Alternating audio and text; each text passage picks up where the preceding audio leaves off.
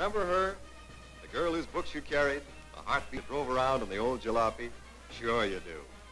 Well, the kids are still ordering a Coke with 2 straws at the corner drugstore, and they're still passing the fraternity pins around. But here at Garfield High in Los Angeles, they've got a new twist, the reading, writing, and arithmetic stuff. It's reading, writing, and riveting now. That's right, I said riveting. Riveting, welding, trimming, filing, and a lot of other subjects the junior set never took before. Yes, sir, here's what the well-dressed co-ed wears at Garfield, where your old girlfriend's kid sister is just as keen but twice as busy. Here's a new kind of jukebox, sending with a solid victory tune. Working right in their own school shop for Avion, a subcontractor supplying parts to Southern California aircraft companies, these 16 to 18-year-old Garfield kids spend 4 hours a day on book learning and 4 on the production line. They get school credit for their work, draw regular wages, put a big slice into war bonds.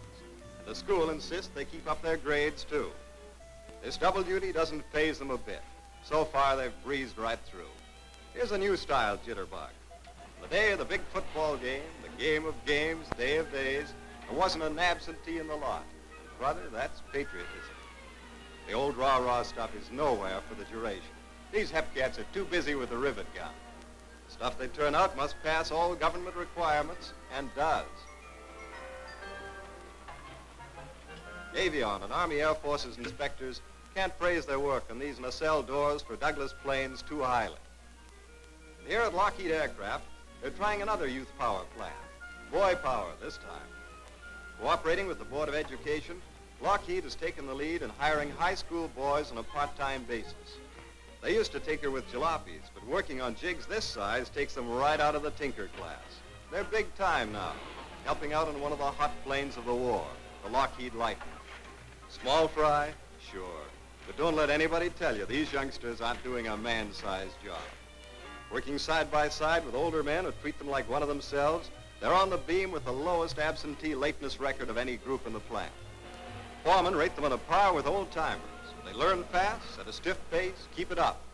From making machine tools to final assembly, there isn't any job too big or too small for these kids to handle. And there's no time for horseplay. Some work in the 4-4 plan we saw at Garfield. Others work an 8-hour shift a month, go to school for a month. All of them are helping Lockheed meet towering production goals.